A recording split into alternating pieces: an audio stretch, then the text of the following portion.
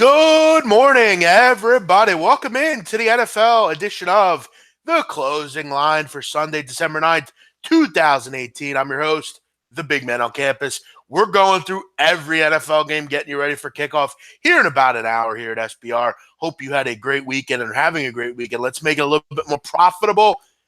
Donnie, you joining me now. You're my normal co-host. How you doing? Doing good, man. What a great card today. I mean, forget about like just gambling wise, which obviously every week's a great card technically, but the TV games that should be on in your region today, the national games, all have meaning. Monday Night Football, Sunday Night Football, the 4 o'clock slot, and then a banger at 1 o'clock that we're going to review right off the top. Some really good spots here, some inactive reports that came out. Who's in, who's out. Surprise inactives coming from yesterday with the New York Giants and Odell Beckham Jr. A lot to go over. No bye weeks. One of my favorite things. Full Sunday slate, Jeff. We'll have some fun. We're giving it to you through every game here. We're breaking it down, giving you some ATS picks, some over-unders. We're getting into the weather, injuries, whatever you're looking for.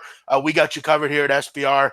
We've been doing this, Donnie, pretty much every week. You've had a couple weeks where I wasn't here, but overall, it's been a fun week every week doing this. So let's get into it. We have an hour and we have a lot to do. We welcome everyone in. Hope you're enjoying your weekend, and hopefully you enjoy the show. If you want to communicate with us, all you got to do is get on the chat box. Make sure you like the show as well. Already plenty of people in here, so we welcome you in. Donnie, let's get into it. We're right off the bat. We started off Baltimore heading on the road to take on KC. This line is interesting. Donnie, you got 6.5 really everywhere. There is a 7 popping up at 5 dimes. Which a fake. Yeah, you never read 5 dimes lines, though. They're always protected. Well, I'm going to because there's a 7 out there. So if you're interested, you can. Not really a 7 though. Okay, but it is, Donnie. It's a 7, and you got. Yeah, but you could say there's a 20 out there if you pay enough for it. Okay, well at 120 you can get 7 if you're interested. Which maybe that's where you look here. Just providing the info here on the show. Listen, I'm going to be honest. I was very close to taking Baltimore in this game. I like this matchup for them. You know, you look at what KC is offensive. We know they're very good. We know that under Mahomes, they're historic. We know Tyreek Hill's terrific. But this is no Kareem Hunt. You didn't have Kareem Hunt last week, but this is a game where it's really going to matter, I think. You're really going to see what this offense is without Kareem Hunt. No Charkandrick West as well. He's out. You look at on defense, Eric Berry's still not going to play. He won't play till next week. But look, you look at under Lamar Jackson. This offense has gotten, you look at as far as the run game, I mean, they're almost a yard better per carry with Lamar Jackson at quarterback, averaging almost 5 yards a carry, and you're facing the 3rd worst rush defense in the league. And according to Football Outsiders, Donnie, they're actually the worst rush defense in the league, according to them. I like James Hurst back on the offensive line. I love that defense for Baltimore. Listen, I was close on Baltimore in this game. I think it's a good matchup. I think KC struggles against a really, really good defense. Yeah, this is a good one. I mean, and I was really happy to see that's going to be so we're Northeast guys. It's going to be on in our era, which is great since the Eagles have a 4:25 game. I was almost looking more towards the first half, Jeff, getting 4 points because I think if you're the Baltimore Ravens in this one, you're probably going to open it up and throw the kitchen sink of what Lamar Jackson can do in the first half. Try to keep him off balance, see what happens, and some different looks out there. And I think as the game goes on, you get a little bit exposed if you're Lamar Jackson. You don't hit a wide open wide receivers. You're more of a running back at quarterback, which is fine. It's worked the last 3 weeks against 2 lower level football teams. Now you step it up, which again, I said the same thing last week. And Atlanta has struggled a little bit on offense. I thought they would move the football, but they couldn't do anything against that Baltimore Ravens defense. I think Andy Reid will open it up a little bit more. It's another road game, so you got back-to-back games.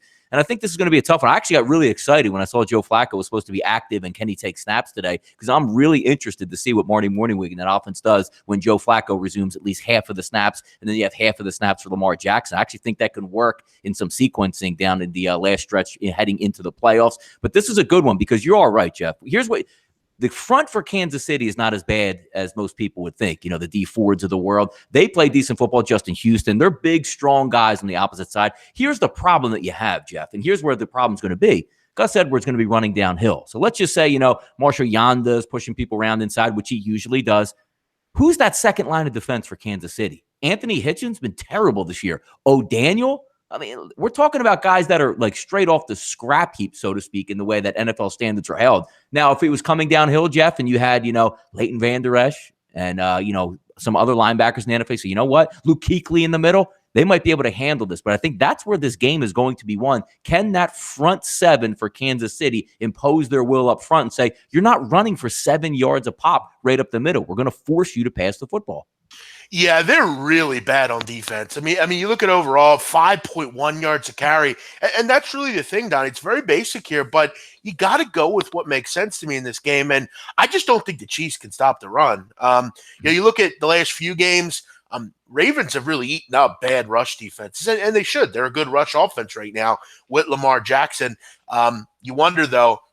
Can he make a throw when he needs to? That's going to be obviously the big question on, does he see long-term success in the NFL? Can he make throws in the NFL? Because eventually, like everything in the NFL, this will be caught up to, and you're going to have to do something different. But, you look at against Cincy, 267 on the ground, 242 against Oakland, 207 against Atlanta. I mean, you look at the amount of carries, Donnie, 53 against Cincy, 43 against Oakland, 49 against Atlanta.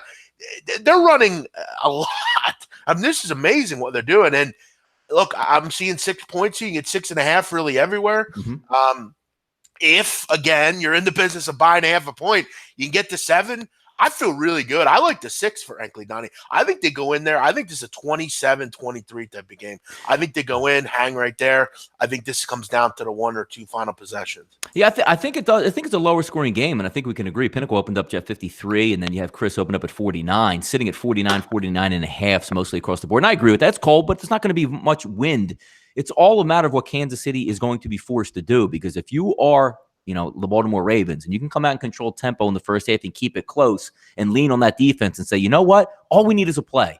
Big sack, strip sack, fumble, interception out there. But it's one of those games where if they get behind, if the Chiefs come out, take a 7-0 lead in the first quarter, it gets hard because Lamar Jackson just can't make the simple throw, which is what hurts that offense. You saw it last week and the weeks before, Jeff. There were some plays to be made where Marty Morningweg dialed it up, get the quarterback outside the pocket, wide open guys running down the middle of the field, and he misses them by 5 or 10 yards. That's the key here, because you're not going up against the Atlanta Falcons. You're not going up against the Cincinnati Bengals, the Oakland Raiders. You're going up against a flamethrower that says, if we're going to be able to put this ball in the end zone and I have a little window to throw, Patrick Mahomes is going to hit that today. It's going to be all. I'm excited for this game. I don't have a wager either way on this game, Jeff, and this is the game I want to see more than any other game on the slate today, just for viewing purposes. The big tonic, Donnie, though, is keep good offense off the field. What is it? Yeah. A run offense. You're right. No, you're right. Look, that's what the great part about this game is, because Lamar Jackson, we know, can't pass, but they can run the hell out of the football. It's going to be cold. They lean on a tough defense. You have an offense that's, blowing everybody away, but now you're down a couple pieces. How's that going to play? I love high-flying offense, Jeff, versus a stalwart defense, and you're going to get that today, and it's fun. Remember, Baltimore second in the league in passing defense. The only better passing defense is actually the Buffalo Bills. Terrific on defense. Looking forward to this one. Like you said, it's a pretty good one. I'm going to lean the Ravens out of the Charm City here, plus 6.5. Colts heading on the road to take on the Texans. This one's interesting, Donnie. You have a lot of wagers on this game, over 11,000 on this one. And you have some, Houston getting about 60%, Donnie, of the bets. Line is backtracked. It's been sitting at 4 for a little bit here. You look at this game. Andrew Luck, we know what they've been this year. They've been a terrific offense. 32 passing touchdowns for Luck. You look at, Donnie, the difference between the last few years and this year on the offensive line. He doesn't get hit. And this offensive line has been exquisite. They've only hit him only 14 sacks against Luck this year. They have been terrific on third down. They've just been awesome. And with T.Y. Hilton back, guy like Eric Ebron's been very good. You got to like the direction this offense is going. I look at Houston. Donnie, at some point they're going to lose a game, aren't they? they have 9 wins in a row? They've been just phenomenal. But again, have you looked at them in any game and said, wow, I'm real impressed by this team. They're really taking care of good opponents here. They're beating them. They're laying the wood on them. I still find some concern with Houston. A lot of it has to do with that head coach. A lot of it has to do with the fact that, look, they're not a great run offense.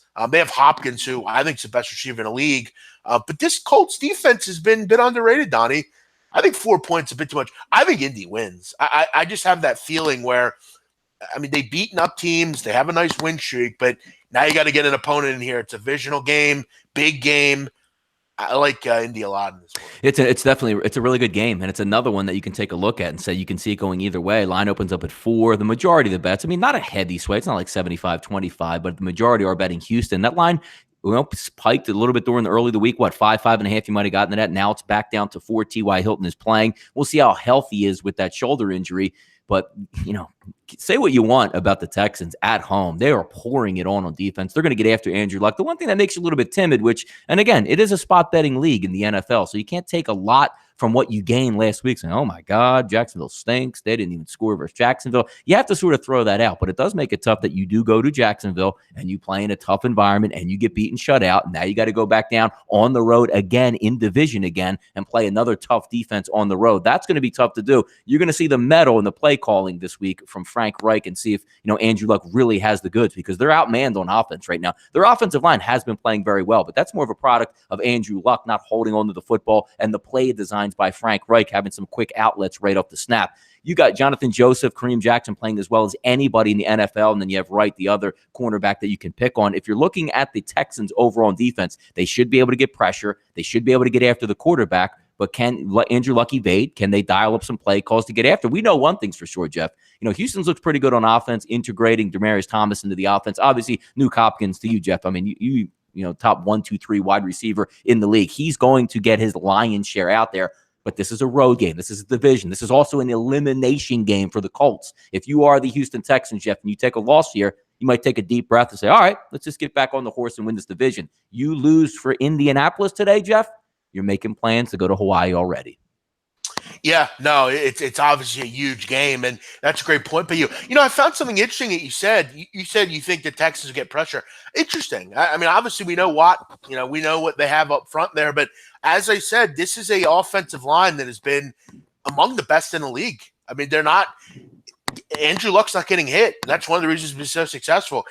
I'm surprised you said that, Donnie. This is a great offensive line, aren't they? I mean, they're good. They're more of a product of Andrew Luck than how good they are talent-wise up front. But that has a lot to do with play calling and being a good quarterback. What's that? 14 sacks, though. Not. That's terrific. It is good. But we're also not going up against the New York Giants today. Like, you're going up against two of the best pass rushers in the NFL on turf in their home building where it's going to be loud. So you are going to get some pressure. Now, will the pressure affect Andrew Luck? Will they get to him for sacks? Or they just move him off his spot? It's going to be a good one. We'll see what happens in this. But look, if you're just reading lines in this one, this is a stone cold line for the Indianapolis Colts on a lay it all the way down. Houston 11th in the league, about 2.8 sacks a game. So pretty good, top half of the NFL. Indy, a team that it does struggle to get to the quarterback, 20th in the league. So should be a great game. I really, the first two games should be terrific from a viewing standpoint. But you're right, that line just screams Indy, doesn't it? Yeah, I don't have a great read in this one. If I'm just looking to say you got a free bet on this game, I actually would be leaning towards taking the Houston Texans just because they're at home, red hot. They can probably win the game by 7 at home. But there's a reason why I'm staying away, because you don't want to take what you saw last week and drag it into this game. Stink, shut out on the road, going against Houston, stink, get shut out again. So it will be interesting in that one. Let's get back to it here. We move on to another one.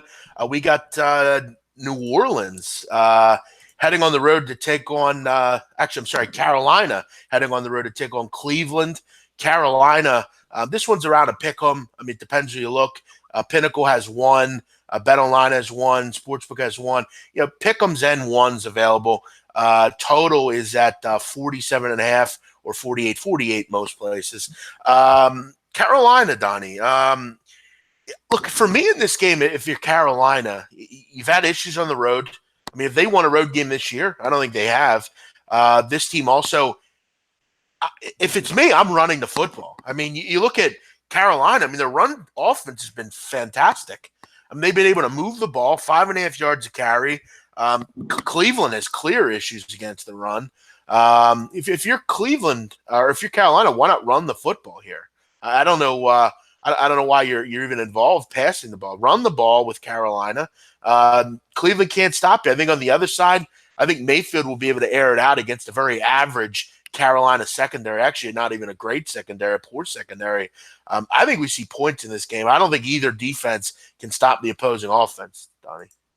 Yeah, it's what's interesting about this game too, because this is going to be a cold weather environment, but we talk about it all the time, Jeff. Cold weather and like 2 degrees wind, it doesn't really seem so cold at that point. If it's 20 or 30 degrees and you have 15-mile-an-hour winds, that's what makes it really tough to get after. I do see some points in this game because if you're going to take a look, Cleveland's defense is horrendous.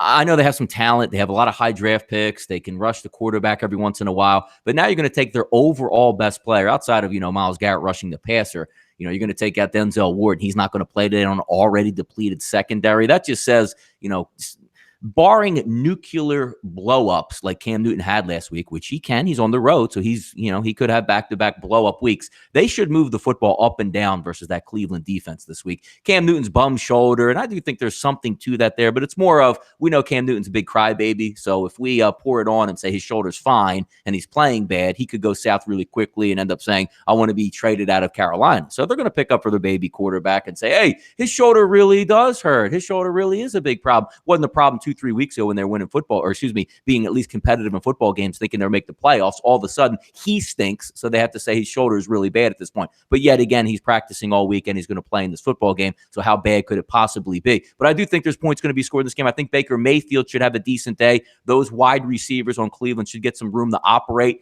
On paper, it looks like Carolina does have a decent secondary, but they Jeff, it's one of the things where you're playing street football and you just go run deep and the ball goes up in the air. And the defenders for Carolina just seem to tackle the wide receivers no matter where it's at or even if they're in good coverage. I think you'll see some points in this day, primarily because you're getting some light wins against two teams not really going anywhere and two teams that really can't stop. If you saw last week, Jeff, against a really good defense versus the Houston Texans, there was a lot of points left off the board for Carolina. Had a big play down the sideline to Callaway that got called back for a touchdown, and then they came right back and hit a big play, and they fumbled on the 1-yard line. Baker Mayfield threw a couple interceptions. They almost threw for 400 yards versus the Texans. So I do think there'll be some points in this game. But if you're betting Cleveland on the road, I'm sorry, I can't help you here. It's Cleveland or nobody here for people.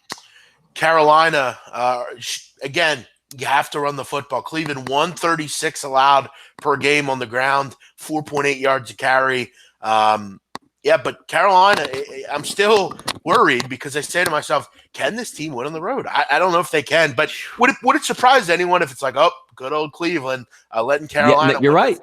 Yep, good. Like Carolina finally plays a decent game. And you can't play it this way, but if you say last week Cam doesn't throw 3 of the 4 interceptions, they roll over Tampa Bay. But that's what Cam Newton does. That's just what he does. Sure. No, I couldn't agree more. I agree with your overside here on this one. Atlanta heading on the road to take on Green Bay. Green Bay 3.5, total 50.5. Listen, you and I talked about this, Donnie, on the radio show earlier this week. You look at the weather conditions here. It's going to be the coldest place in the league this week. 27 degrees, 10-mile-an-hour winds. Buffalo's going to be cold as well. But you look at Matt Ryan. He's only played one game under 30 degrees, and it was in Lambeau. He had 1 interception, 206 yards, a couple touchdowns. So not bad. But look, Donnie, the proof's in the pudding here as well. I don't think Atlanta can stop the run. And I think if you're Green Bay, you got to lean on them running backs. Aaron Jones, get them the football. This team cannot stop the run. I don't think Green Bay can stop Matt Ryan, even in cold conditions. Julio Jones, that horse should have a big day. The question is, can Atlanta score? Okay, they've been great inside the 20 or outside the 20s. Once they get into the red zone, they've had major problems converting and scoring touchdowns. That's why it's so always hard to take an over in this game. Total spiked up to 50, 50.5. I got to be honest. I like Green Bay in this game. I do. They're at home. McCarthy's gone. You got a new lease on life a bit. You finally got that out of there. Atlanta's defense has been horrid. I don't love Matt Ryan. I don't love this offense in cold conditions that can't score. I like Green Bay. Yeah, I'm going to be opposite on this one, only for the simple fact, Jeff, is the fact that, Atlanta's going, they're outdoors, it's cold weather, they don't have much to play for. At least Julio Jones is going to play, but Matt Ryan's going to have some time to throw. He had no time to throw last week. They got absolutely butchered, battered, and beaten up front on the front line. That's not going to happen today, but you're right. Green Bay should be able to run the football against this Atlanta front, but it just gets back to what I've seen all year long. Look, Atlanta isn't a very good football team. Green Bay is just as bad in every single facet. They can pass block a little bit. Balaga's going to miss the game, but you still get Bakhtiari on the left left side that should be able to handle the speed pass rush. And again, it's cold weather. It's a little bit windy. We've seen a dome team go outdoors. Is there one more finesse team in the NFL, more finesse than the Atlanta Falcons, Jeff, the way they play? They're built on speed. They're built on hopefully we get a lead so you can't run the football. That's probably not going to be the case today. But the old adage all season long I've been going with, Green Bay shouldn't be laying points to anybody, let alone more than 3 points. I'll lean on just taking the points on just the attrition that Green Bay is atrocious. Atlanta is bad. Two bad teams lining up in a meaningless game. I'll just take the points here. Yeah, again, a lot of those, all those games where they weren't covering and were bad were with Mike McCarthy. But again, it doesn't matter per se, just because they're still the same team. But look, I don't know. I just don't think I can't get interested in Atlanta on the road. I don't know. Just don't do it. That line went from opened up 6 at Pinnacle, now down to 4. So, I mean, there is some line movement. You do have some 3.5s out there, but primarily 4 is probably that number, which means Green Bay. They should. Like this, if you just take a look back to 10 years, Aaron Rodgers at home in Green Bay, 3.5-point line. They should be able to handle it. But something is so broken and disconnected with that offense where it's Aaron Rodgers and Devontae Adams, and sometimes you get a running game and nothing else. It's so interesting to watch because usually that's not the part of the problem. Oh, well, Green Bay doesn't have a very good defense. They can't stop anybody. But Aaron Rodgers is mowing people down. Just hasn't been the case this year. Yeah, I'll take my chance that they can run on this poor Atlanta defense. Yeah. They should be able to, Jeff. You're 100% right. Aaron Jones should have a nice day on the ground today. You're 100% correct in that. Now, Donnie, let me ask you, are you surprised to learn that the Packers are one of the only 3 teams in the league that average 5 yards a carry? No, I'm not surprised. I'm not surprised. And that's the way it should be. Like when you have a dominant quarterback, not only in the passing game, but he knows what's, like Tom Brady, he's never going to switch you into a play. Like, let's run the ball and it loses 5 yards. Like, he's never going to do that. When you run the ball in Green Bay, you run the ball because it's the right front. It's the right set. It's the right down and distance. How many times do you see Aaron Rodgers out there, Jeff, who gets after it and says, you know what?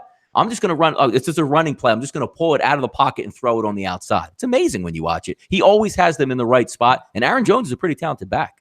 Now, Donnie, I think you and I have given out one prop play in the history of any of our shows we've ever done. I'm going to give one out here. I'm going to go Aaron Jones over rush yards. I think he has a big day today. I think you lean on the kid. Yes, he should have it. Yeah, exactly. You're right. I'm not going to disagree. He should have a nice day today. I don't know what that number is, which that just shows to show you how I don't look at props ever. But if someone can assist me in getting that number, I'd appreciate it. And I'm going to look over the number. You should get points today. Like, are we looking at 2 defenses, Jeff, rising up and playing really well today? I don't see it, man. Yep. Hey, Jeff Frenzoni, thanks for the donation, man. We'll never see it, but it is very nice. The people behind the scenes can crack some beers open. Yeah. So basically $35 down the drain. Very nice. Even though we're here doing the show and they're at home sleeping right now. Yeah. But hey, thank you, Jeff. You're too kind. Appreciate you. And thanks for your tuning in. 88.5. There we go. Oh, that's pretty high. Okay, because I'm seeing an 84. What's the actual number? Can I get 4 or 5 people that actually say 88.5? Because Yas, I don't believe ever. He doesn't ever say anything factual.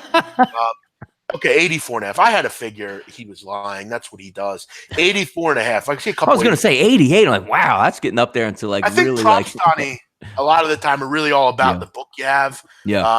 So we'll look. Let's just say this. I'm going to say Aaron Jones has 91 yards today. I think he is. I think he should. It's a nice day. I like the kid out of UTEP, the Miners. Yeah. By the way, one of the plays I took today, Jeff, there's a on DraftKings. Every once in a while, they just throw around like, hey, you can take a free prop bet, whatever you want, up to $50. If it wins, you keep it. If it loses, it doesn't. I actually took a play today on wide receiver. I can't even remember what the actual play was here. I'll get it up in a second here, and I'll tell you about it. But it's a pretty good one. I took a long shot, like $50 to win. Josh Gordon scores first today, Jeff, in the New England game. 500 wins 550 as return if he scores the first touchdown. So that's the one I took today as a prop. Well, there you go. I like that. Now, Donnie, Kevin Garrett's love the pack today, playing for some pretty great fans. It'll be a packed house, even though they probably won't make the playoffs. But listen, I that's a nice comment. But listen, I mean, every team has passionate fan bases. Probably Green Bay, one of the most. Donnie, I mean, we saw what passionate fan bases do. Would you consider, Donnie, even though Jacksonville doesn't get the love, they don't have good fans. They do have fans. They didn't show up on Thursday. Teams don't show up that are not in the playoff hunt, seemingly.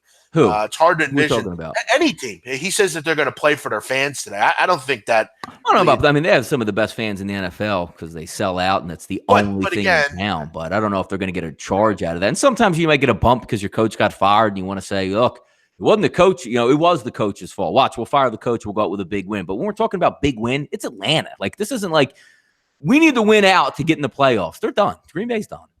Yeah, no, I agreed. I'm seeing 84.5 at the book I'm looking at here. Yeah. So I'm going to go with that, Donnie. I'm going to recommend a little prop play on Aaron Jones over. Let's go to the next game, right side. We got New Orleans heading on the road to take on Tampa. New Orleans 10. There are some 9.5s out there as well.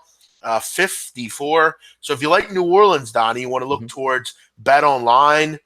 You want to look towards Bet Online and Bookmaker. They have 9.5. Donnie, I got some great numbers for you on this game. I wanted to tell you about. Now, the Bucs are allowing 30 points a game, as you know. They're one of the worst defense in the league, one of the worst defenses really over the last 5+ years. But that's not been good news, Donnie, for Drew Brees. You look at in his career, he's faced 16 teams that are as a whole allowing 20 points or more in the season. Only one quarterback in the league is worse against those type of teams. Derek Carr is the only other person that's worse against the spread. Brees 6-10 in those games. You look at against divisional opponents who allow 28 or more. He's 0-4 in his career. He's never covered. He has not been good against porous defenses. Add in the fact it's on the road against a division opponent, and you're laying almost double digits. Yep. I don't like that. You're off a loss. I know that, but I would like this a lot more. And Donnie, in those 4 games against divisional opponents, he's failing to cover by 10 points. Okay, they don't cover these type of games.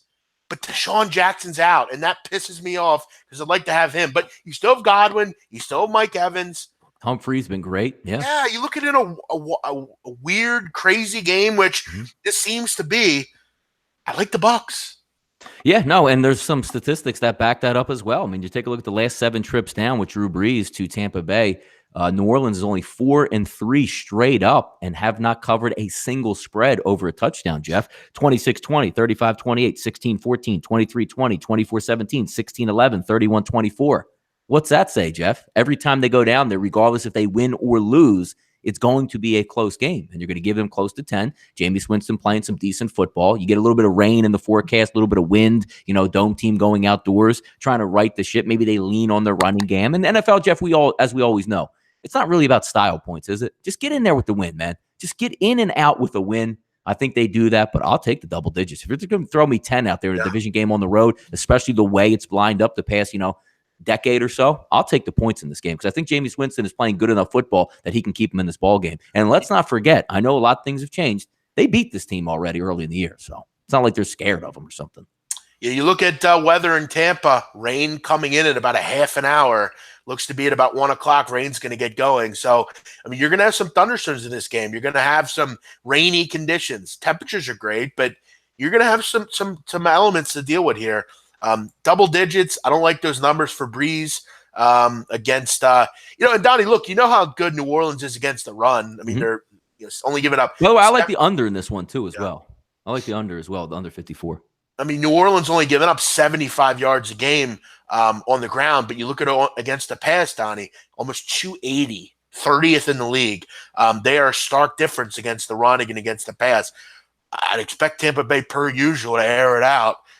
Whether all those are good throws or not, I think we see an opportunity at some point. Yeah, all the interesting suspects, as we like to say, Jeff, JPP, DeMar Dotson, and Gerald McCoy, all active or questionable heading in. So they should get a decent pass rush, if anything. The one thing that you try to take a little bit away from is Drew Brees and this New Orleans Saints is not going to make the errors that Cam Newton made last week by just throwing, willy-nilly all over the field and getting intercepted. That's a really depleted secondary. They're lucky Brent Grimes is coming back, but they're still missing a ton of players. Almost reminds me like the Philadelphia Eagles secondary at this point. That's going to be the interesting thing. Can that front four, which has been decent this year for the Tampa Bay Buccaneers, get after the quarterback enough to move Drew Brees off the spots? We'll see, but I'll stick with the same thing, under 54, and give me the 9.5 in that game. Yeah, agreed. And again, I'm not a weatherman. I'm not claiming to be one, but I am looking at a radar here, Donnie. Ron said Ron's in Tampa right now. Well, said it's clear. Again, Yeah, it could be currently, but from what I'm seeing, there's some rain in the air. We don't know if that will affect the game. The game's 3 hours long, and many hours from now as far as when this game went. So we don't know if rain will pop up. As we know in Florida, very scattered. You never know when it's going to come. So we won't try to be weathermen. Currently, it's not raining, but there is a threat. It's not completely sunny. Let's move on here. Go to the next one. We're going down to the stark contrast, Donnie, weather-wise. It's 72 down in Tampa. Mm-hmm. It's 31 in Buffalo with 15-mile-an-hour winds. This here, Donnie, they'd call football weather, as they say. 31 with a 15-mile-an-hour wind. You have, Donnie, the best pass defense in the NFL. That'd be the Buffalo Bills facing a quarterback, Donnie, that, look, all these quarterbacks, whoever it is with the Jets, they've all somewhat struggled this year. We know Josh Allen has had issues as well. You see another total here, mid-30s, 37. These totals have not come in, Donnie. I think every total I've seen this year, 37, Bills, games went over. Yeah. But this is the Bills. It's a different story. I'm not going to say this is the best play on the board. I'm not going to even say it's the nicest play on the board or even close. But I think a play should be made on the under. I'm going to just say it. I think the under comes in. I think these teams struggle. I wouldn't be surprised if this game is 10-7 or some random score like that. I just don't think the Jets are going to have any success moving the ball. I'm not in love with Buffalo's offense either. Very hamstrung as well. I'm going to look under the number. Yeah, it looks to be one of those games. It should be a slugfest that you actually don't, sometimes like, oh, what a great defensive battle. This one's probably not going to be it because the offenses are a little bit hamstrung.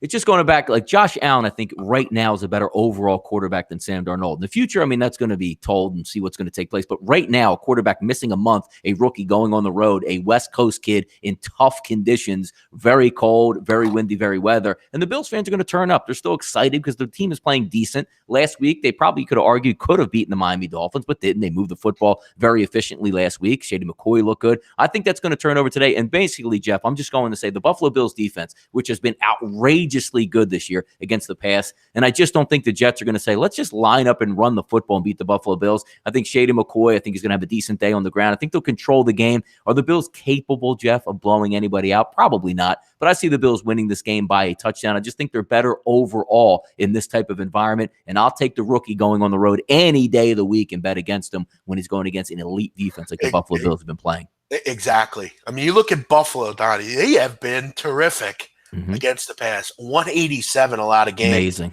Look at the last three. I mean, Donnie, think about this, okay? Last 3 games, they're giving up 112.7 yards per game through the air. Yeah. Next closest, Baltimore, 162. They've been unreal. It's quite amazing how good Buffalo is. And then there, one of your linebackers is probably playing the best overall in your defense is going to sit this one out because there's a substance abuse issue. So that downgrades that defense immediately. And what do you have for the Jets? And you know what, even like more, Jeff, you try to get some outside of the box thoughts. Darren Lee's out today for the Jets. Okay. What's substance abuse, really? Yeah, substance abuse, 4-game suspension. But you look at like the head coach and all the reports coming out. They might fire this guy mid. You know what that means, Jeff? You know what that flare sent out in the air by the Jets ownership was? Lose this game and you're out. So that's what they're dealing with right now in that Jets locker room. That if they get bounced today, Todd Bowles is going to be on a different plane, not heading back to New York City. Bad timing for Darren Lee, Donnie. Darren Lee is going to lose almost $325,000 in game checks. Playing good football, too. He was a good player. Yeah. Yep. Keep in mind, Rich Cimini reporting as well that at times Lee has displayed immaturity. He was deactivated for a game last season because he showed up late. He's also involved in a heated argument with his girlfriend at a music festival and had to be pulled away by teammate Leonard Williams. Everything was caught on video. So that could have got very bad, Donnie, if Leonard Williams, of all people, wasn't there. Now, substance abuse, does that just mean he's out there smoking some weed? I'm going to imagine, Donnie. Now, again, music festivals, I'm not going to put 2 and 2 together. Now, June 2017, I can almost guarantee that was Electric Zoo. Electric Zoo is around the Memorial Day time. I'm sure maybe he was rolling on some E or something. I don't know. It's just allegedly, Donnie. I don't know. But he's got some sort of powder problem, Donnie, or a plant problem here. So we won't see Darren Lee. That only helps. The Hurts are over or Hurts are under, but I got to tell you, I like Buffalo here. I think Bills Mafia gets a nice little win today, right side. I think. Yeah. It'll be 20 interesting to see how Buffalo moves the football. I mean, it's going to be a lot of smoke and mirrors type stuff, but they moved the football effectively last week. And you say, oh my God, they cut like Kelvin Benjamin. I mean, when you cut guys like that, that means they're more of a detriment because you say, oh, why would they do that when they're already not good at wide receiver? The film plays out everything. If you are a young quarterback in the league and your wide receiver is just running the wrong routes and gives up on routes and doesn't care, it's better that he's not there. You know what I mean? And that's what the Bills are going off of. Imagine that, like saying, you know what? Just get out of here. Like, we're not even that good at just get out at wide receiver. It's amazing. Also, Donnie, I'm gonna call this one. I'm gonna say 20-9. Oh, a couple field goals. Yeah, I'm gonna say Yeah, 20 Jeff's to got a pretty 9. good field goal kicker. Yeah, no, I could see something like that. Maybe a big play in the passing game, maybe a long bomb that you can maybe get off for the Buffalo Bills. But I could see maybe a special teams play in this one, Jeff. Block field goal, block punt, something like that to rev up that Bills crowd there and get the win and the cover. I think the Bills win and cover in this game. Over under, it's hard for me because I know you like the under. And when you look at it on paper, it should really make sense, right? It really should make sense for the under. But I've seen it so many times, especially in Buffalo Bills games, where it's like, how are they going to score? Oh, my God, 50 points in the game. So it's a tough one. But I agree with your analysis on the under. It should play to the under. Lewis Jefferson, Coke and MDMA flushed out of your system in 48 to 72 hours. Keep in mind, Lewis, there are random drug tests in the NFL. I'm going to go ahead and guess that it was reported maybe he was at a musical festival and just all of a sudden they decided that Monday. Yeah, but it doesn't even have to be from the music festival. Yeah, probably happened in the last 2-3 weeks. Yeah, and if he was a chronic user, it means he probably did it all regularly. Exactly. Sure. So that could be any time. Guys, also want to thank everyone for joining us. We got 460 people checking us out live. We thank you. We hope you're enjoying the show. Do us a favor. All we ask, we don't ask for any money. Just hit the like button. That's all we ask. Hit that like button, the little thumbs up button, and support us here. Yeah. D from Detroit, what's up? Donnie, let's move on to the next game here. We're moving on. We got two more, I believe, at 1 o'clock here. One more. Two more, sorry. Tom Brady and those pesky Patriots heading on the road to take on Ryan Tannehill and the Miami Dolphins. How about this, Donnie, to back up to 9? Yeah. Here comes all the public New England money, pumping this up to 9. But I think it's a little fraudulent, Donnie. Most of the sharp bettors and sharp handicappers are on the Dolphins in this game. You look at Miami. We know the treehouse of horrors it's been for New England heading down there, but you look at this defense, much improved. Last 2 games, New England defense only given up 23 points combined in those 2 games. They've been terrific. New England, Donnie, it's amazing, though, too, because of how good New England's been, how great they've been over the years. Kind of hiding. No one really talking about New England. All we hear is about KC and the Rams and the Saints. New England just hanging back, doing their thing. You get a number at 9 here, calling for a blowout. I think Miami's a little bit more methodical. They're at home. They're good defensively. The problems continue for New England down in Miami. Keep in mind, Don, Tom Brady. People report that there's a lot of wind in this game, that kind of thing. Tom Brady, one of the better quarterbacks ever in windy conditions. So he's very good in those type of games. What do you think here? You know what? This is right in your wheelhouse typically because you know what this game almost has a feeder effect off of? That New Orleans Saints game, right? With Tampa Bay. We're just saying like a lower end team. You have the superior team coming in. They should win and handle, but haven't done that well over the past couple of years when they go into this environment. For some reason, Jeff, when you go to Florida, it shouldn't you be like, whew, thank goodness we go to Florida. It's always nice weather. For some reason, it doesn't work out well. Like a dome team going to Florida. That should be good, right? An old man at quarterback with New England going to Florida. That should heat up the bones. Gronk's got back problems, Jeff. Would you rather pay in 20-degree weather, or would you rather pay in 75-degree humidity weather to loosen up that back? Most people are healthy here in this football game for the New England Patriots. And from what I've seen out of the Miami Dolphins, it was a game effort last week. They did win the football game. They're getting almost 10 points. I understand all that, but I wish the Dolphins were a little bit healthier on the field. Ryan Tannehill didn't look that great last week. So if you're going to tell me it's going to be all Kenyon Drake and Frank Gore on the ground and that's it to try to keep it close, well, I mean, it has worked in the past where the Dolphins have risen up and done that. But now you're down Xavier Howard. You're Minka Fitzpatrick's going to be good, but Xavier Howard down, that's going to free up a lot. And we all know, Jeff, you need all hands on deck in the secondary when you go up against the New England Patriots. Not only do they run like 19 running backs on you, but everybody is an option in the passing game. Sharp play, yes. Let's just take Miami at this point and lean on it, and history has told you that. but this game doesn't add up to me like the Tampa Bay game adds up. I think Yeah. there's a little bit more game in this one. I can just see Brady and them go down there, lay down one of those, 28-14 type victories where they don't really push their foot on the gas pedal, right? Yeah. No, I'm kind of seeing that as well. Look, if I like this game, and if anything, I talked about this on the shows earlier this week, I kind of like the under. I could see the under coming in, under 48. But you're right, Donnie. I mean, there's not that, 49.5 you can get now. There's not there's not that mystique of like there's a great trend to bet on. And I know New England has had some success, not a lot of great success against Miami, but you look at the fact of you're really just banking on that. I mean, you're banking on the fact that Tannehill can carry you. I think a lot of people, and I'm talking about the sharp bettors here, they'll just take Miami, but I don't think there's a lot of statistical or trend basis to really go off of. I think New England's a much better team here. Obviously, the public jumping on. I kind of agree with Donnie, though. I could see this, typical 27-13, that kind of thing. I'll lean under, but it's not one that I'm in love with. A couple comments here, and we'll get back to the games. We got one more 1:00 game.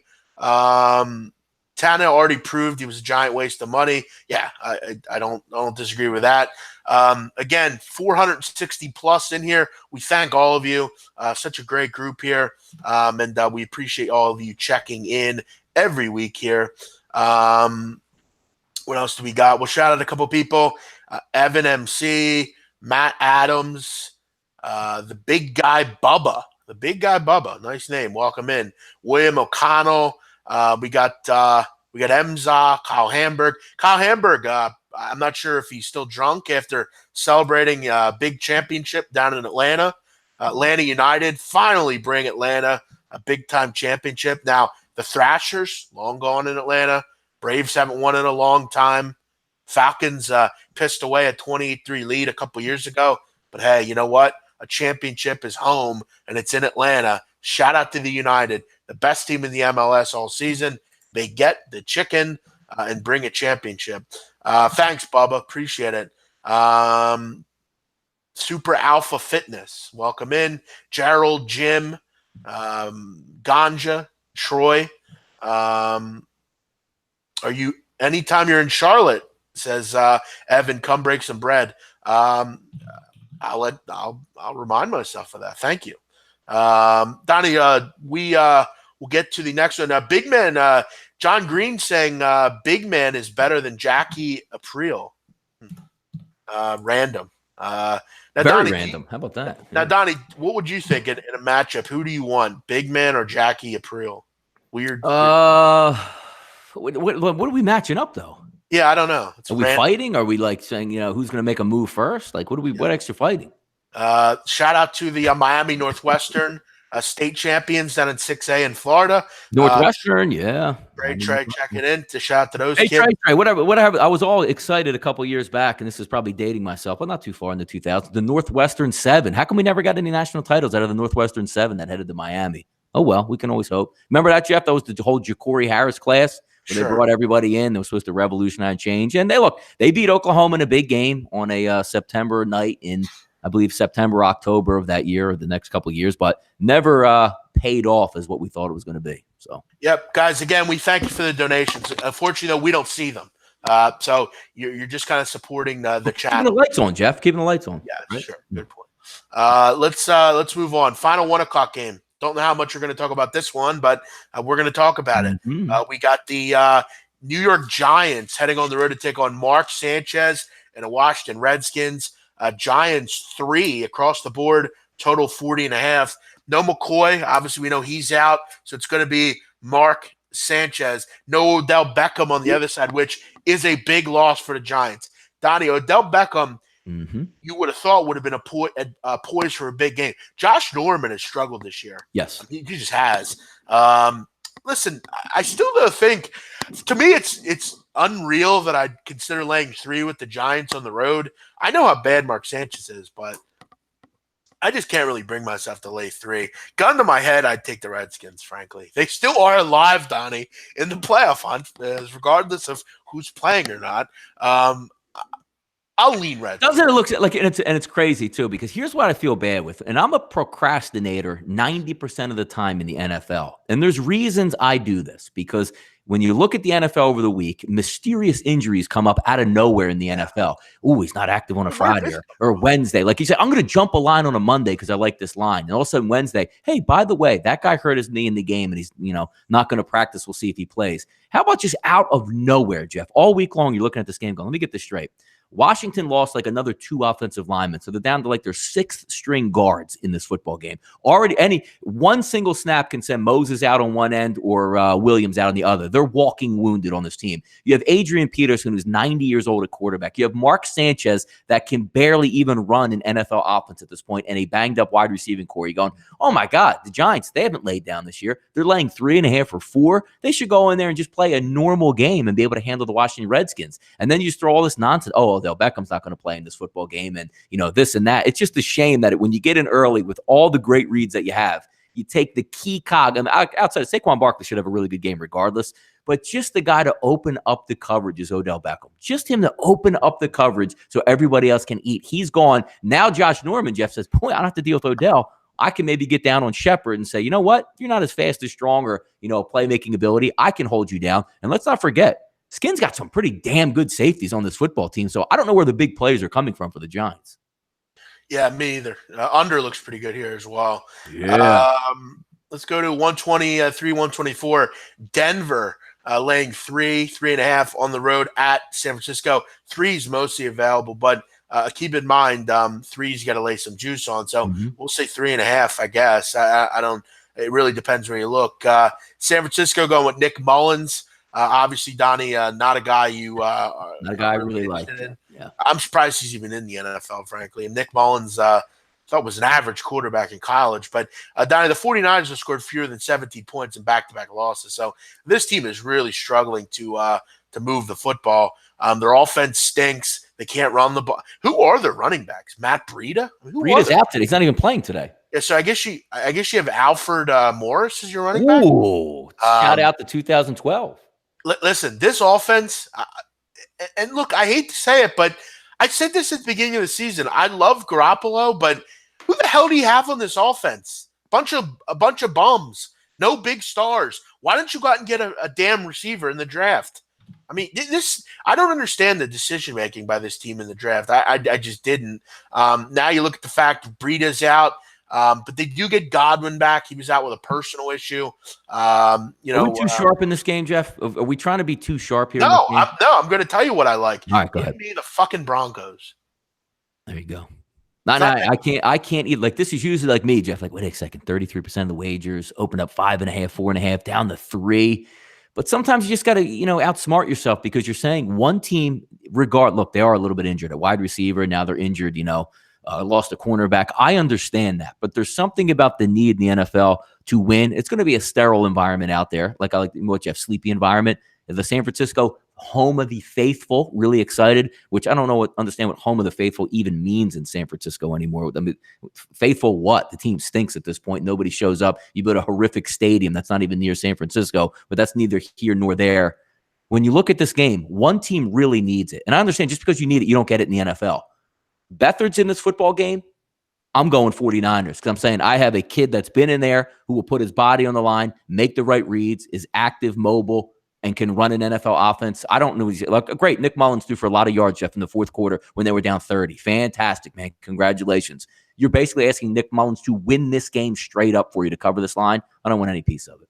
Yeah, me either. Amen. By the way, Donnie, Jeff Wilson, the running back for the Niners out of North Texas. So, fantastic. Jeff, well, there you go. Big time player. How about that? Big time banger for San Francisco today. But yeah, this one doesn't move the needle much for me. The next one doesn't move the needle for me much either. I mean, you're laying 17 in an NFL game. I mean, give me a fucking break. Chargers laying 17, total 48.5. Jeff Driscoll for the Cincinnati Bengals. One of the worst defenses in the league, so maybe it's not as Donnie. By the way, other than the Eagles Dallas, I mean, can you get a worse 4:00 card? No, but that's Christ. the good part about it, though. See, like the national game is Philly Dallas, so just pay attention to that. You know what I mean? Like at least they could have did us all dirty and like lined that up at 1:00 and been like, dude, what are we doing at 4:00? At least they had the fortitude to put something of meaning at 4:00. Thank you. No, it's a good move. I'm just saying. There's red. Like, is there a point to the red zone at 4:00? No, not really. No. You should be on the game of the week, Joe Buck and Troy Aikman. What are you doing down in this game? I mean, I liked it at 14. Not going to lie. On the audible all week long, I said they're just going to put Cincinnati in the bathroom and do it. Just say we're going to run the score up and we're going to take your ladies while you're hanging out in the restroom and do whatever. But 17 is a little bit different ballpark. That means a 3-touchdown lead, and for a team that's angling to get into the playoffs. Is it something that they really want to get into, Jeff? And let's also, Whale Capper, I got to shout it out. Made a good point on Friday's show, Jeff. Next Thursday night fourth game, Jeff. Chargers on the road at Kansas City. Massive play. So are we emptying the kitchen sink up 21 in the fourth quarter because we have to run Austin Eckler again? Or do you want to say, look, it's a Thursday night game. You need to conserve your energy here, folks. That adds into it, man. It really does. Keep in mind, Donnie, also, Rivers, 6-12 in his career against the spread when he's giving more than 10 points. Yeah. Only other more least profitable quarterback, Ben Roethlisberger. Yeah. Now, if that game's in December or later, Rivers 1-5, failing to cover by 9.5 points per game. So do we get maybe one of those just random spirited efforts? Now, how about this, Jeff? You're right. No, you're right. We try to find some angles different ways. How about you just go first? What's the first half number in this? Because they're not going to pull any punches. They're going to try to run it up as high as they can. The over-on first half looks like it's 10 across the board. I think the Chargers can be up 14 at the half and coast in this game because it's another one of those that says, Jeff, if they're not covering at the half, technically, like 7 points, are they really going to put the hammer down to cover the 17 for the full game? They're covering at the half or they're not covering at all. So also, I'll take the -10 first half. Keep in mind, Donnie, you're looking at all the different pace metrics. Mm-hmm. Chargers per play, slow, almost 31 seconds, the worst in the league, the highest in the league. That's what I call them. They're death by. I should have put it on a T-shirt. They are death by 1,000 cuts. The Chargers offense. I'm going to go 30-14. Look, it sounds about right because you're right. Like, what do you want in the fourth? Is Phillip Rivers supposed to be throwing it all over the ball yard in the fourth quarter, up 10 points? No. Look, you have your biggest game of the year on deck. Where you know what the most important thing in that game is, Jeff? Being healthy enough to play in that football game. Jeez. Last one, and then we got the late. Actually, two more. Sorry. You got the Detroit Tiger. I was going to say Tiger. Yeah, call them the Tigers and hurry up on this one. Yeah, this game sucks. Tigers laying 2.5 here on the road, taking on the Diamondbacks with Josh Rosen, Stafford and Rosen. Donnie, look, we got to go quickly through this one. We're running out of time. Yeah. Cardinals coming off a big upset, but was that the Cardinals winning or was that the Packers really just stinking, but you did show some fortitude going up to Green Bay in the cold weather as a dome team playing for absolutely nothing and beating Aaron Rodgers in his home. You do get style points for that, but it's hard to lean. Is it hard to lean on that offense every week and say, can we get to 14? Yeah, now keep in mind, we know who's going to be out. Kerryon Johnson's out. Galladay's questionable. We need to see a report because I'm going to say Galladay is going to play. Matthew Stafford has a back injury. What about Slay and Ansah? Slay is probable in this football game already, and Ansah's supposed to play as well. So you should be getting that back. And the one interesting thing is they have some big guys in the middle for the Detroit Lions. Snacks Harrison, Ashawn Robinson, and the one other guy's slipping my mind. But really good primary run defenders in the middle. You're not just going to be able to run the football up the middle with DJ, especially with a banged-up offensive line as it is. You know what, Donnie? Hell, Detroit, I like them. So. No. I'm going the other way. Give me Josh Rosen. Oh, boy. Give me the king, Josh Rosen. I'm going square. I'm just going to stay in the box. Donnie, it's Hanukkah. Keep it Josh moving. Rosen will show out. Or maybe he's too concerned about him. No. Listen, shooters shoot, Donnie. Champions are always champions no matter what the game is. Give me the kid. Give me Josh Rosen. Right. Give me David Johnson. Give me what's their coach's name? Steve Wilkes. Give me the boys. Give me Byron Leftwich, the pride of Marshall University. Give me them. I'm gonna go with the Cardinals in a game that I won't be betting, but just leaning. All right, big game here, Donnie. Yep. Boys against the Birds. The boys against the Birds. Birds headed to Dallas to take on the Dallas Cowboys. Look, I don't want to hear any bullshit after this game. I don't want to hear any naysaying. I don't want to hear any nose clearings. If the Eagles lose, they're done. It's a wrap. Fucking over. It's Wrap a your wrap present. like Saran. It's game over for the Eagles. Okay? But, Donnie, I got a little something for you here for Jason Garrett. Now, I want you all to understand this. In his career as a favorite, Jason Garrett, 31-45. In December and January as a favorite, 2-10 against the spread right side. This fucking guy does not get the job done. Now you throw in the fact that the Eagles are desperate. They were the Super Bowl champions last year. They can't bow to the playoffs this time, can they? Carson gets back Sproles. All of a sudden, the offense looks a little bit better. You're getting some players back in the secondary. But you know what? I don't know that I worry about Dak Prescott. I know I should, but I don't. I think the Eagles – I think this game's close. I don't want to bet on it. I want to watch it. I'll root as a fan. Donnie, I'm liking the Eagles a bit more as the week goes on, but I just can't do it here. I can't get interested in it enough. I just think this team is what they are. They're an okay offense and not a great defense. Yeah, if you can get 3 in this game, if you're a Dallas Cowboys, backer in this one, I think it's a prudent play to make because they're rested and ready in this game. I think if you can get 3.5, I think the Eagles will fight. I think they figured out a couple things on offense over the past couple weeks since the last time they played against the Dallas Cowboys. But here's what I can't get over right now, Jeff. Timmy Jernigan looks like he's not going to play in this ball game. It's going to be old man Haloti Ngata in the middle. A couple, Nate Garys and Grugier Hills and Bradhams at linebacker. Here's the issue that we have, right? Last game versus Dallas, 6.1 yards per carry the Eagles defense gave up. New Orleans Saints, 4.7 yards per carry the Eagles defense gave up. The New York Giants, 7.0 yards per carry in the last game versus the Washington Redskins, which is a little bit of an anomaly because it all came on one play. 7.4 yards per carry, but only 100 total yards on the ground. That's where this game is going to be made up. I think Amari Cooper is also going to make some plays because the Eagles aren't very stout in the secondary. You're going to have to rely on Dak Prescott having a below average game for the Eagles to hang in this one. Dallas has a really, really good defense, 2 fast mobile linebackers and a good pass rush, but the Eagles have solved a lot of their issues on offense. So I think these teams will play it close. But I can't say right now, watching both of these teams, that the Eagles are a better football team. Even if the Eagles do win this game, Jeff, I still do believe that the Dallas Cowboys will end up winning the division. They're home. They're rested. They're ready. They have Zeke Elliott. That could be a really big problem for the Eagles. 3.5 or more, I actually think the Eagles can cover because I think it's going to be a close game either way. But if you can somehow get 3 in this game, I think the Dallas Cowboys win this football game. I do. Now, keep in mind, Donnie, I'm not sure who he thinks he is or what horse he rode in on or who he thinks his coach is. But Dak Prescott with some odd comments this week. Losers worry about winners after responding to Eagles trash talk. Now, keep in mind, Dak Prescott's never won anything. His coach is a loser. He's never won anything either. And he was in diapers the last time the Cowboys ever won any fucking thing. Give me a fucking break, Dak Prescott. I don't know who the fuck you think you are, but you won one big game. Now, all of a sudden, you're fucking Joe Montana. Give me a break. Yeah.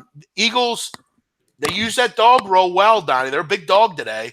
People not believing them here. I'm watching as a fan. I wouldn't lay it. I just don't believe enough that this team can go on the road and do this. But I'm asking them to prove me wrong. Don't bow out this early, Eagles. Don't be embarrassing, please. But, Donnie, you would agree. No room to talk here. We know who the fucking champs are, all right? Yeah, we'll see what it is here. Now, we don't have enough time here to go over these last 2 games, which we'll hit at the half when we come on. Pittsburgh game and the Los Angeles Rams game. That should be a fun one. We'll spend more time at the half, Jeff. Got a couple minutes here. Let's give out some plays, Jeff. What do we got today? We'll start with real quick, Donnie, I'm not even interested in Pittsburgh, Oakland. I don't have much there. Yeah. A close friend of mine told me to take the Oakland Raiders because he's a Pittsburgh fan and they got a big game next week. So, be that for what it's worth. But, for me, play of the day, I'm going to go to I'm going to take a shot with the Ravens. I like them in this one. I also kind of like the Bucs as well, right, son?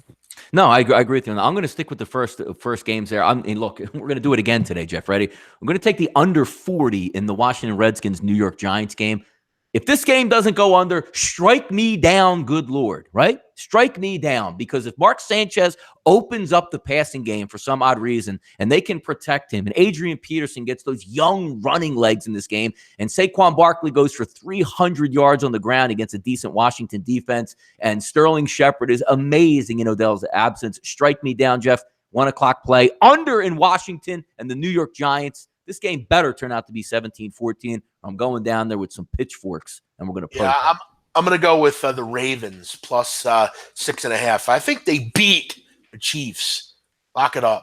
I'm excited. I can't wait to get out of here. We got 1 minute before kickoff, so join us here at the half coming up. Yes. Hope you guys enjoyed the show. Thanks for coming in, retweeting, liking it, making some great comments in general. See if we can win some money today. But these 1 o'clock games, better than the 4 o'clock games, so enjoy it. We'll be back at the half, me and the big man on campus, and we'll see if we can provide some insight into the second half through sportsbookreview.com for the closing line kickoff edition. I'm Donnie Wrightside. He's the big man on campus.